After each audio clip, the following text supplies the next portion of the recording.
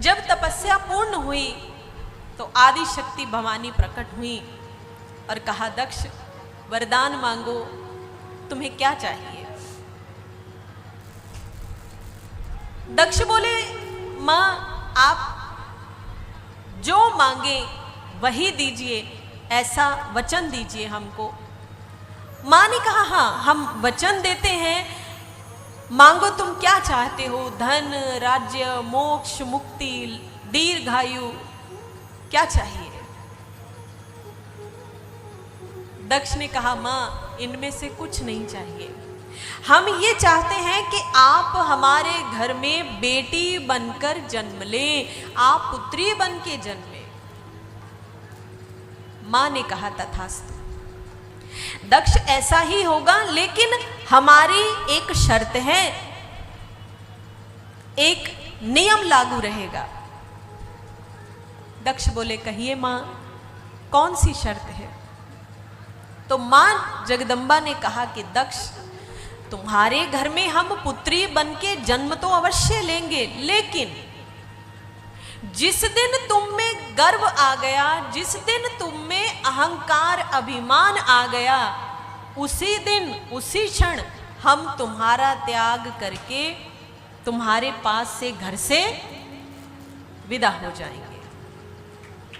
इस बात का विशेष ध्यान रखना, कुछ भी हो जाए, अगर तुम्हारे हमारे पति सम्मान में तनिक भी कमी हमको महसूस हो गई तो हम तत्क्षण उसी समय बिना विलंब किए तुम्हारा त्याग कर देंगे।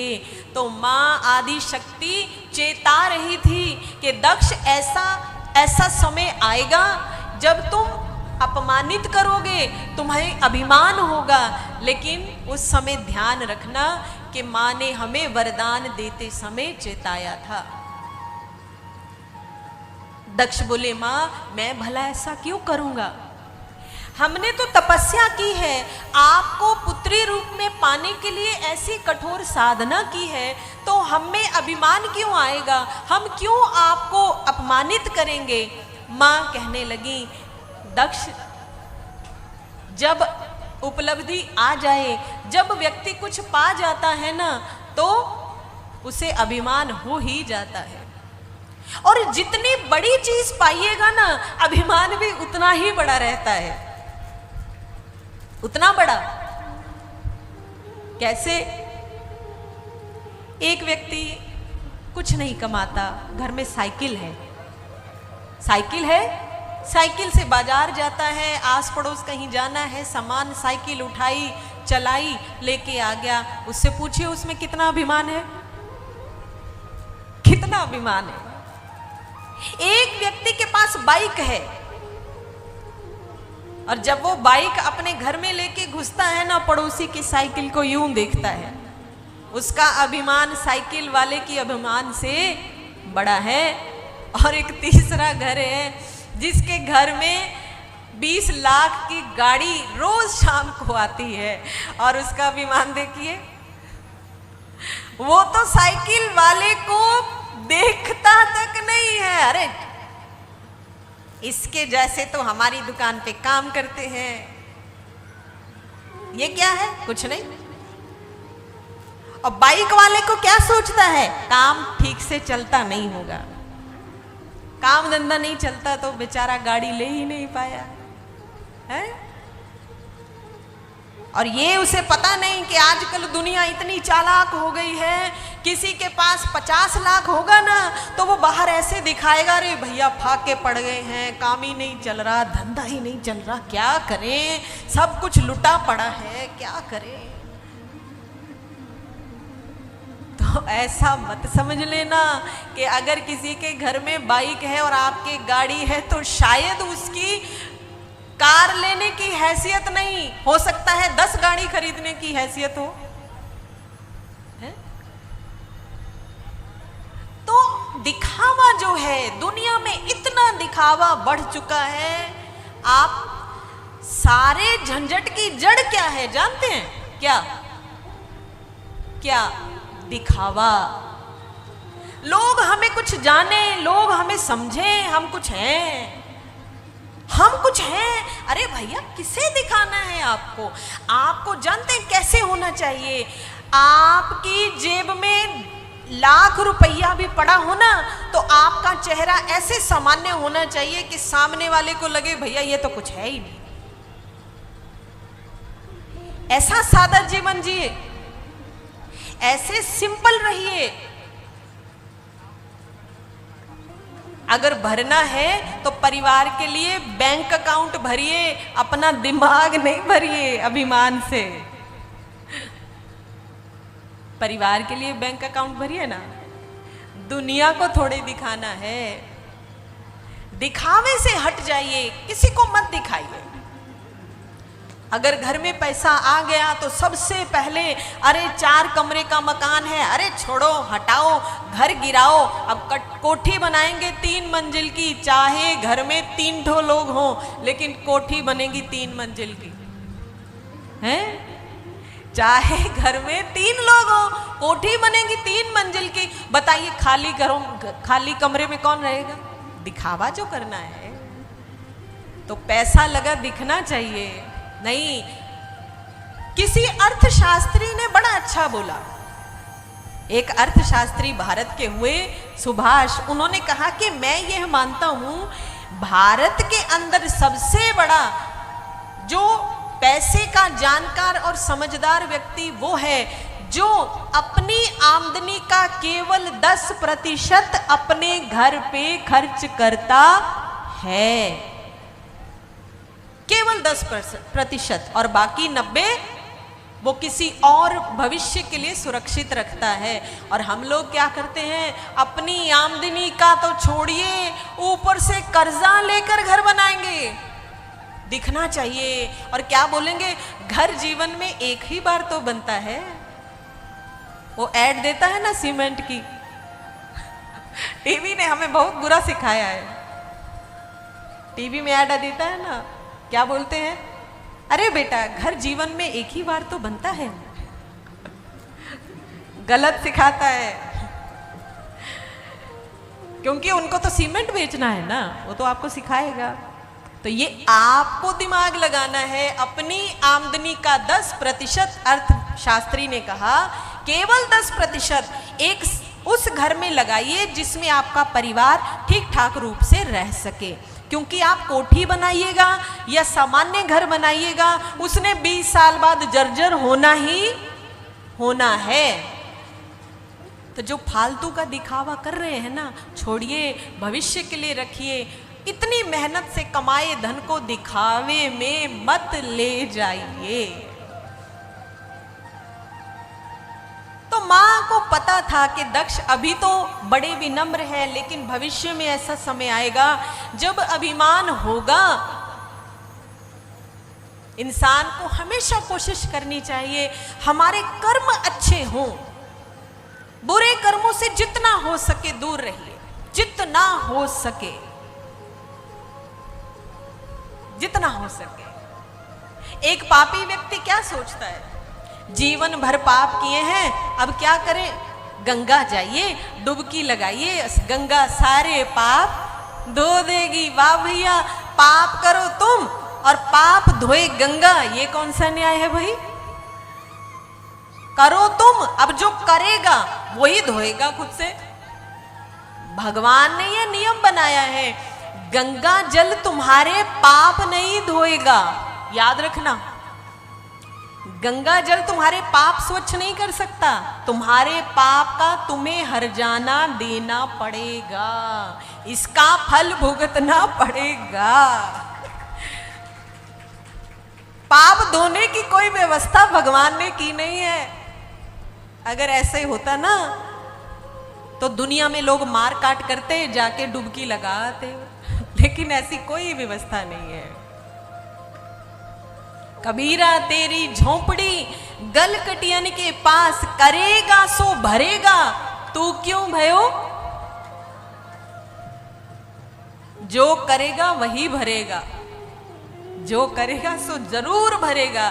स्वर्ग और नरक दुनिया को छोड़कर नहीं है। लोग कहते हैं अरे भैया अब किया है ना, देखना आगे चल के भुगतना पड़ेगा। भैया कहीं आगे कुछ नहीं है, यही है।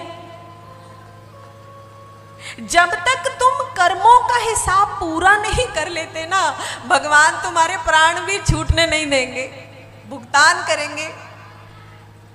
एक एक कर्म का भुगतान जब तक जीते जी। हम कई बार बोलते हैं ना, कोई इंसान अंतिम समय इतना बुरी स्थिति में है, हम क्या बोलते हैं, अरे भैया जीते जी नर्क देख रहा है।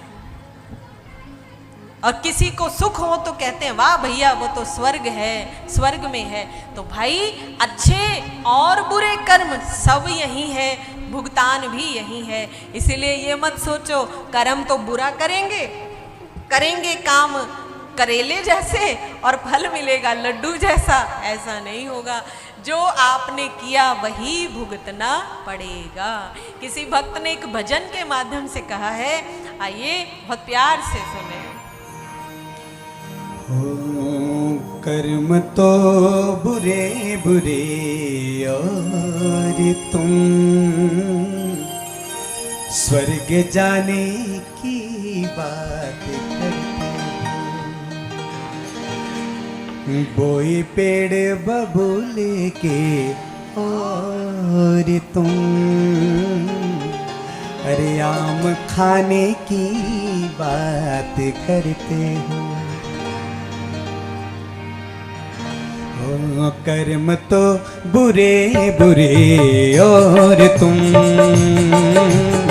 स्वर्ग जाने की बात करते हो। बोए पेड़ बबूले के और तुम आम खाने की बात करते हो।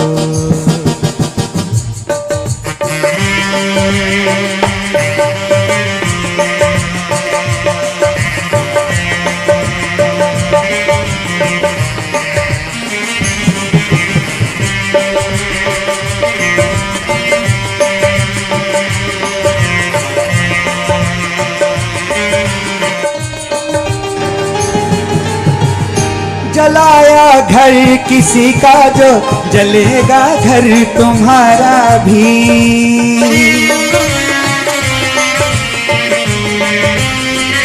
जलाया घर किसी का जो जलेगा घर तुम्हारा भी।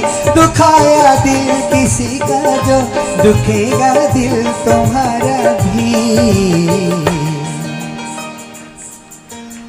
देकर दुख औरों को और तुम सुखी हो जाने की बात करते हो। देकर दुख औरों को और तुम सुखी हो जाने की बात करते हो। कर्म है बुरे बुरे और तुम स्वर्ग जाने की बात करते हो।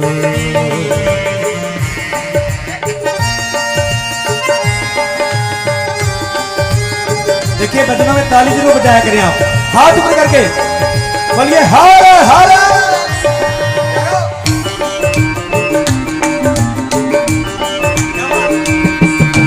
Hello hello.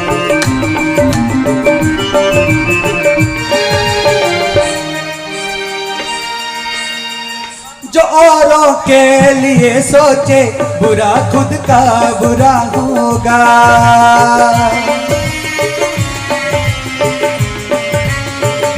जो औरों को गिराएगा वो खुद पहले गिरा होगा।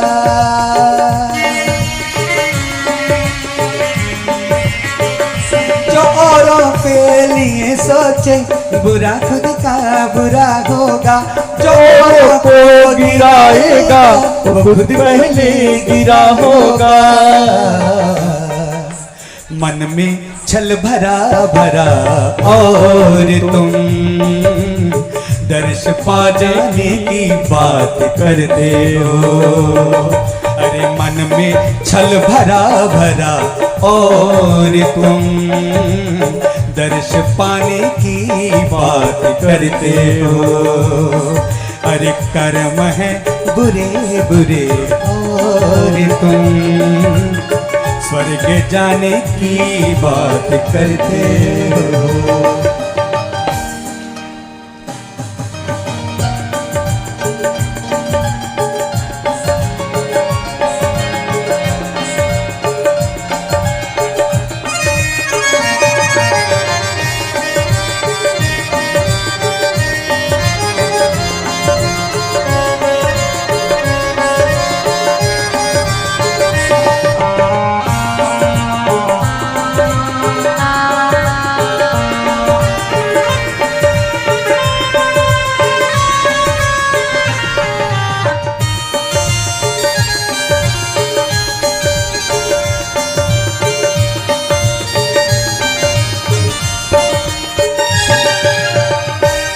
बनाकर वेश साधु का कमंडल हाथ में रख कर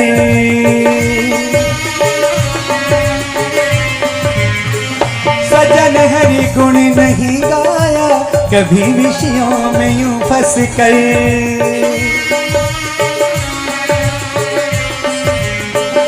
बनाकर वेश साधु का कमंडल हाथ में रख कर सजन हरि गुण नहीं गाया कभी विषयों में यूं फंस कर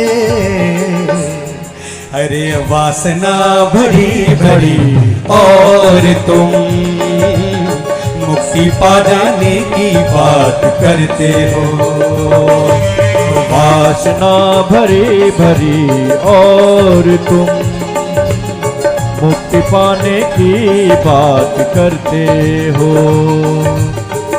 कर्म की है गति न्यारी कर्म परिणाम है न्यारा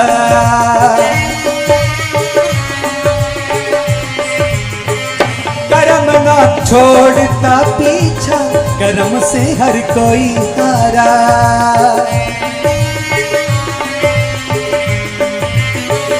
कर्म की है गति न्यारी कर्म परिणाम है न्यारा कर्म ना छोड़ता पीछा कर्म से हर कोई हारा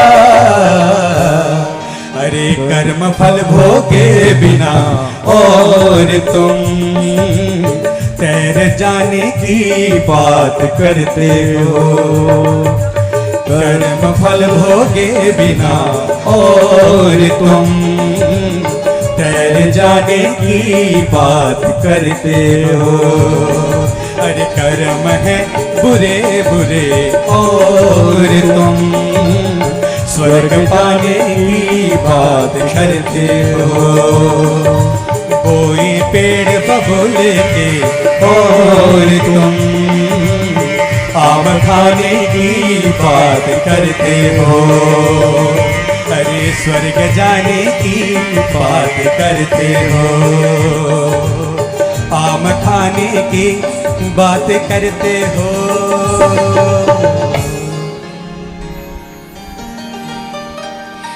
अब भैया इतना सुंदर मधुर भजन गाया है, आप ताली नहीं बजा रहे हैं। आने वाले 5 दिन बाकी हैं, तो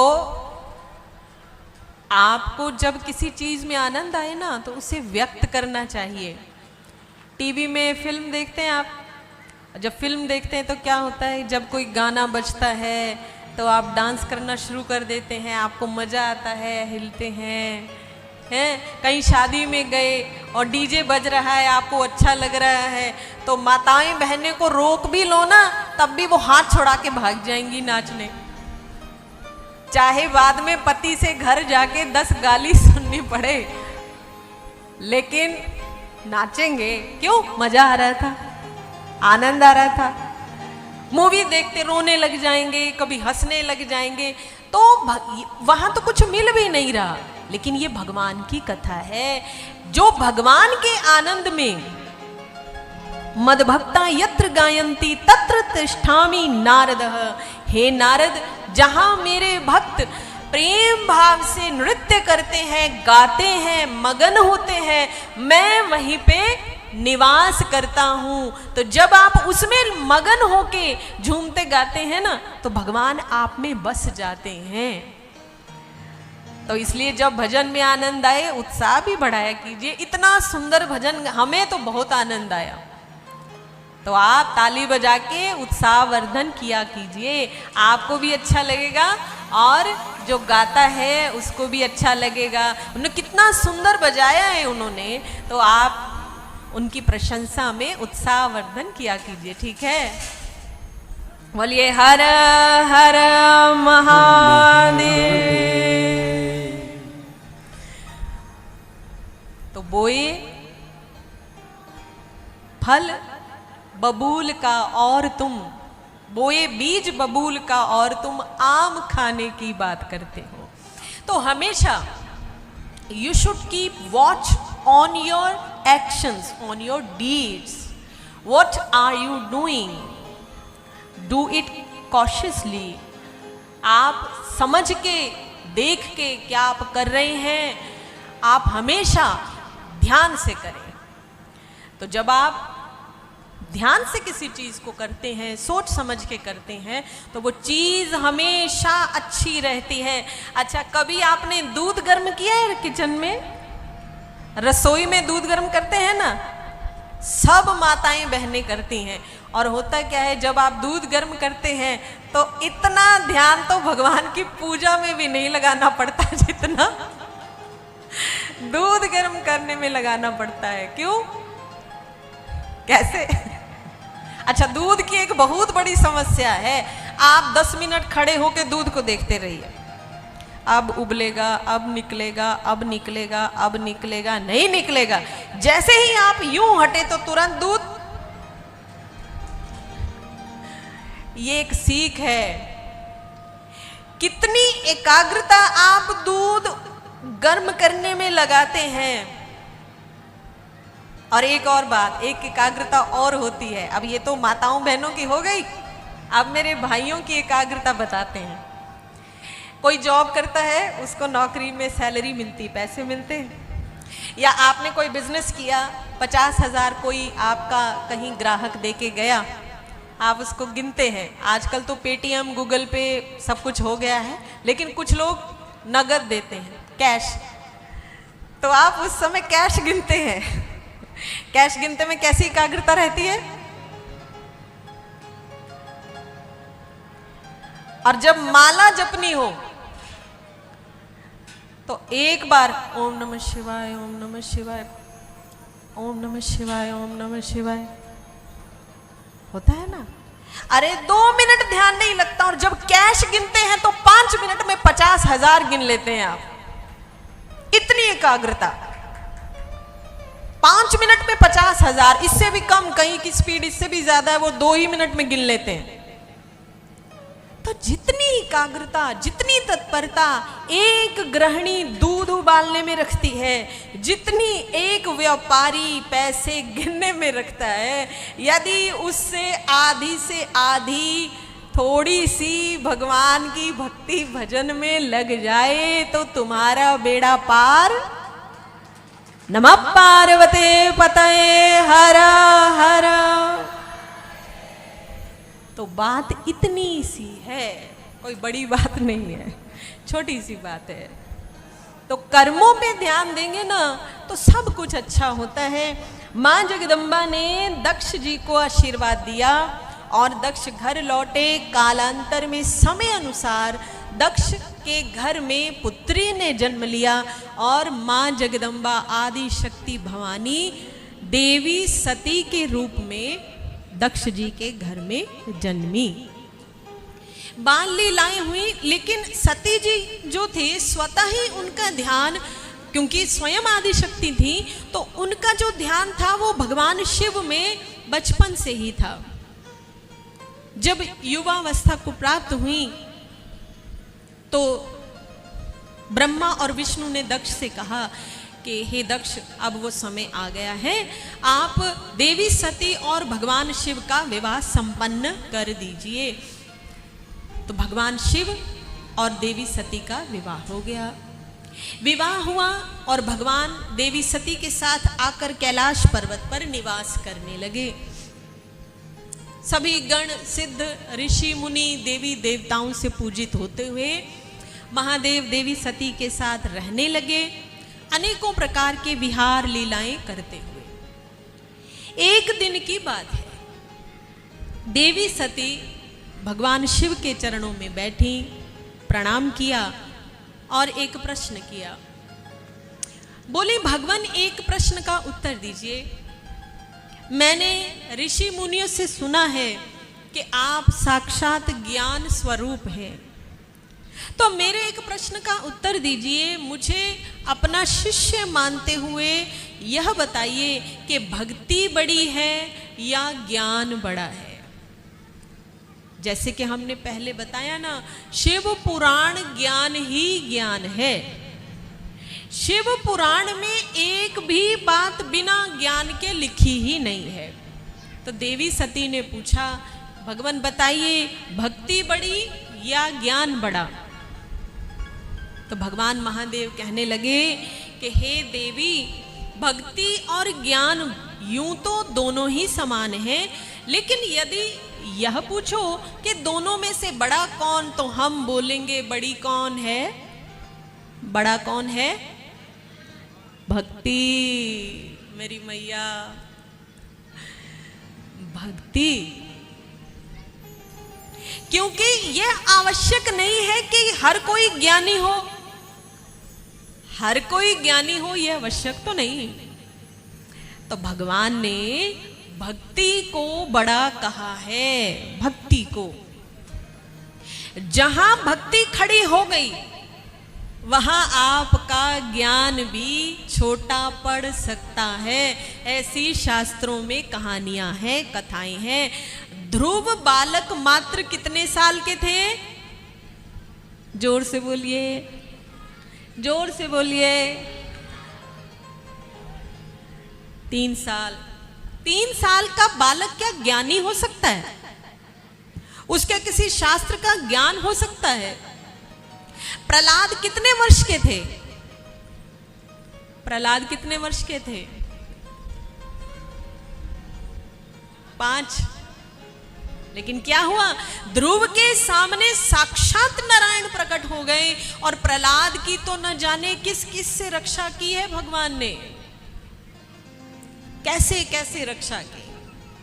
5 साल का बालक आपके घर में होता है ना, उसे ठीक से बात समझना भी नहीं आता। ज्ञान छोड़िए, उसे ज्ञान ध्यान कुछ नहीं पता। प्रहलाद भगवान को पा गए। भगवान स्तंभ फाड़ कर प्रकट हो गए, खंबा फाड़ कर प्रकट हो गए। कैसे? भक्ति, भक्ति से। तो भक्ति बड़ी है। जब गज हाथी, एक बार सरोवर था इंद्रद्युम्न पर्वत पर, एक हाथी अपने परिवार के साथ वहां पे जल पीने गया। जल पीने गया तो क्या हुआ? सारा परिवार तो पानी पी के, पत्नी और बच्चे तट पे आ गए और हाथी जो था वो सरोवर में अभी पानी पीने गया ही था। तो एक मगरमच्छ ने हाथी का पैर पकड़ लिया और उसे पानी में खींचने लगा, खींचने लगा। हाथी चिल्लाने लगा, बहुत कोशिश की, लेकिन क्या है ना, जो मगरमच्छ है ये जलचर है, जल का जीव है, और हाथी थलचर है, जमीन का, पृथ्वी का जीव है। तो भले ही हाथी धरती का जीव है, धरती में सबसे ताकतवर, जिससे शेर भी जिससे घबराते हैं, शेर बाघ जिससे घबराते हैं वो हाथी है। हाथी के सामने शेर जल्दी के आते नहीं, आते ही नहीं। हाँ, हाथी के बच्चे छोटे हो उन पे वो भी अकेला जानकर आक्रमण कर सकते हैं, लेकिन अगर हाथी सामने आ गया तो शेर पीछे हट जाता है। हाथी सबसे शक्तिशाली, लेकिन अगर वो जमीन पर हो, अगर पानी में है तो हाथी की कुछ नहीं चलती। मगरमच्छ ने हाथी का पैर खींच लिया, इधर से मगरमच्छ जोर लगा रहा है, उधर से हाथी। गज और ग्राह में लड़ाई, एक टसल, एक द्वंद्व शुरू हो गया। और एक समय ऐसा आया जब हाथी की ताकत जवाब देने लगी, वो हारने लगा, पानी में मगरमच्छ खींचने लगा। तो हाथी ने जो तट पर खड़े उसके पत्नी और बच्चे थे ना, सबको चिंघाड़ कर आवाज दी कि कोई मुझे बचाओ, कोई बचाओ। लेकिन कोई बचाने नहीं आया, कोई नहीं आया। और जब हार गया तो हाथी ने क्या सोचा कि अब तो हम बचेंगे ही नहीं। तो हाथी ने धीरे धीरे साहस छोड़ दिया। मगरमच्छ हाथी को पानी में खींच रहा था, खींचते खींचते बीच में ले गया। अब केवल हाथी की इतनी सी सूंड रह गई थी। अचानक हाथी को ध्यान आया कि ऊपर भगवान विष्णु नारायण है, जिसकी कोई नहीं सुनता, उसकी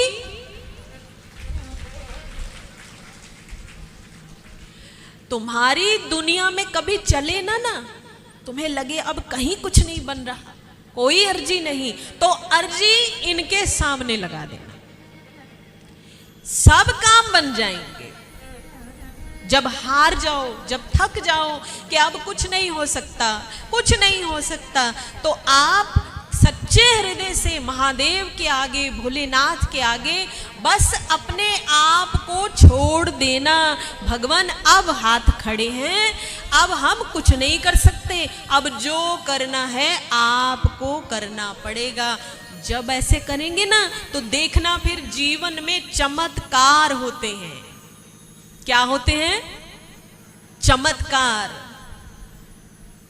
चमत्कार किसके साथ होते हैं? जिसके मन में विश्वास हो। हम क्या बोलते हैं, अरे हम तो रोज पूजा पाठ करते हैं लेकिन हमारे साथ तो कुछ नहीं होता। अरे भैया, तुम केवल एक क्रिया कर रहे हो, मन में विश्वास एक बार पक्का बांध के देखो, फिर देखो होता है कि नहीं होगा। तो हाथी ने जब सब कुछ उसका शरीर पानी में गया तो उसने सरोवर में एक कमल का फूल था, वो कमल का फूल सूंड में उठाया और इससे पहले कि उसका पूरा शरीर पानी में जाए, उसने फूल आकाश की ओर अर्पित करते हुए कहा कि हे नारायण, हे गोविंद, हे विष्णु, यदि आप इस संसार के रक्षक हैं तो आज मैं असहाय जीव आपसे विनती करता हूं, इस सरोवर में मेरी जान, मेरे प्राण बचाने आप आइए। और कहते हैं ये सुना तो वैकुंठ में नारायण नंगे पांव दौड़ पड़े, नंगे पांव।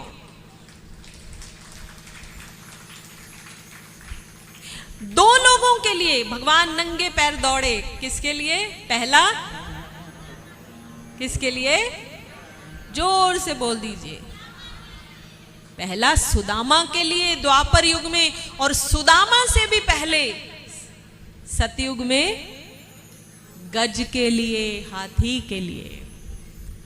और नंगे पैर ही नहीं, वो अपने गरुड़ को भी छोड़ दिए। गरुड़ ने कहा भगवान कहाँ जा रहे हैं, रुकिए, हम पर सवार होइए। भगवान कहते टाइम नहीं है, समय ही नहीं है। जब तक तुम्हारे ऊपर सवार होऊंगा मेरा भक्त पानी में डूब जाएगा, मेरे पास टाइम नहीं है, इतना ही समय नहीं हमारे पास। जब तक तुम्हारे सवारी करेंगे तब तक भक्त डूब गया, और यदि भक्त ही डूब गया तो हम भगवान काहे के? अगर भक्त ही डूब गया तो हम भगवान काहे के हुए? तो भगवान नंगे पैर बिना गरुड़ के हाथी की रक्षा के लिए दौड़े और दूर से सुदर्शन चक्र चलाया।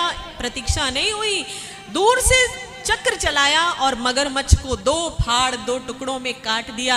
हाथी को तुरंत निकाल लिया और सरोवर पर किनारे रख दिया।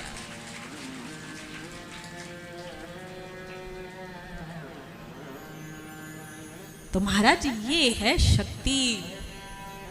अब बताइए कौन सी हनुमान चालीसा जानते थे गज?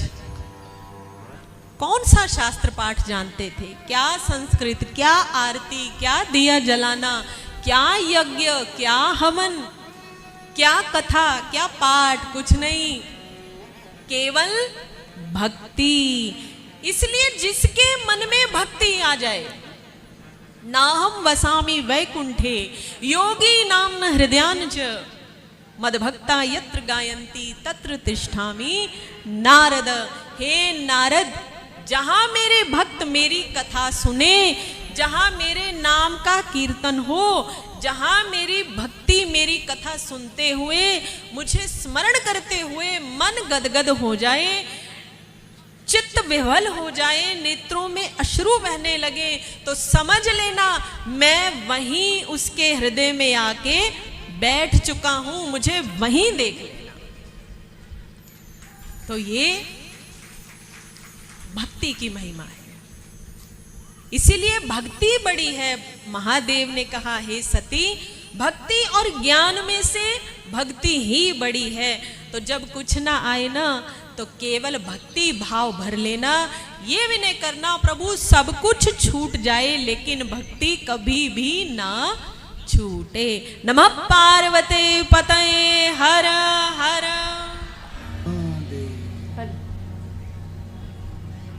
सत्य है ईश्वर